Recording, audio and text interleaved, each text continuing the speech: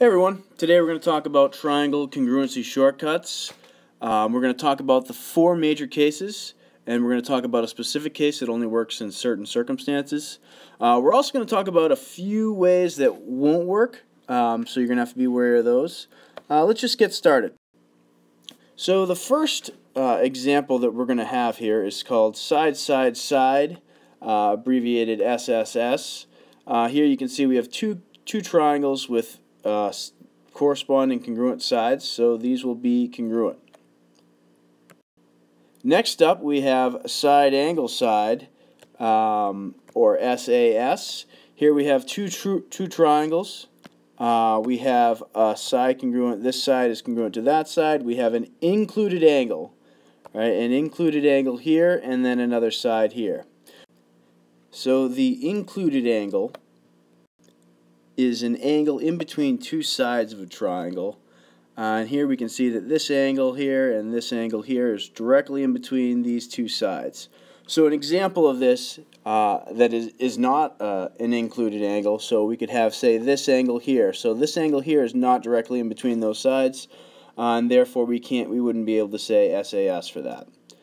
Alright, so you need to be very careful when you're working with side angle side that you don't mistake where the angle is located. Make sure it is an included angle. Let's move on. The next case is the side angle angle, or SAA. Right, here we have a side and then two angles. So here we have a side here, and then these two angles, which is another way to prove that two triangles are congruent. Next we have angle side angle, which is ASA. So here we have an included side. So an included side is a side that's in between two angles. So here we can see that this side here is directly in between this angle and this angle, which is the same thing over here. Alright, if the side is not directly in between the two angles, then we're dealing with a side angle, which is still a congruency shortcut, but it will just mix you up a little bit if you're trying to do a proof there.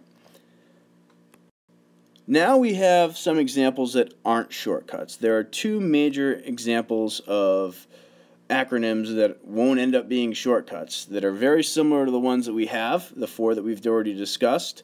So let's take a look at a couple examples of what is not a shortcut. First up on the list is angle, angle, angle. So this one, you have three congruent angles in a triangle, but in this case it doesn't necessarily mean that the triangles are congruent. Take a look at this example. Here we can see that both triangles have the same angle measurements, but look at the difference in these two triangles. These are clearly not the same. So AAA, or angle, angle, angle, is one example of where the shortcut won't work. A second example of a shortcut that won't work would be side, side angle. Here we have two sides and an angle that is not an included angle. So let's take a look at what that would look like. So here we have a triangle with two sides and an angle that is not the included angle. And the major reason why this shortcut doesn't work is that there are actually two different triangles that can be formed here. The first one here, we have this angle up top is an acute angle. And the next one we're going to make has that angle as not an acute angle. I'll show you. Here you can see the same triangle I used. I'm just going to make this angle here that was at top now is going to be this angle down here. So over here we have an acute angle, and here we have an obtuse angle.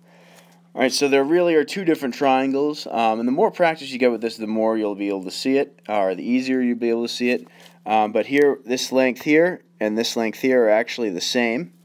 So we have a side-side angle triangle over here, and the same measurements for the side-side angles over here, but obviously this triangle here and this triangle here are not the same.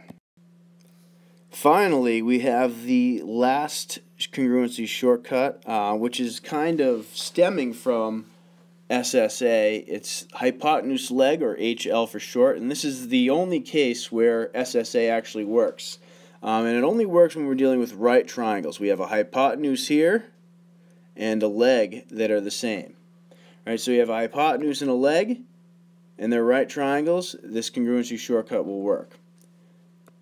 And there are a couple of reasons why this does work. The major reason I can tell you would be using the Pythagorean theorem. Here we have a right triangle, so we can use the Pythagorean theorem. If these two are the same and these two are the same, these also have to be the same. So let's take a look with a couple numbers here. So here you can see that both hypotenuses are 5. The legs for both triangles are 3. And the third leg, we're just going to have A and B. So let's use the Pythagorean theorem to figure this one out. So with some quick math here, we have 5 squared equals 3 squared plus A squared, and 5 squared equals 3 squared plus B squared. Do a little bit of math, we get A equals B equals 4. So here the triangles have to be the same.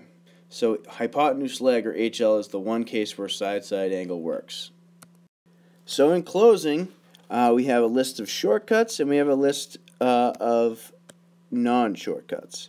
So the shortcuts we have side, side, side, side, angle, angle, angle, angle, side, angle, and lastly hypotenuse leg.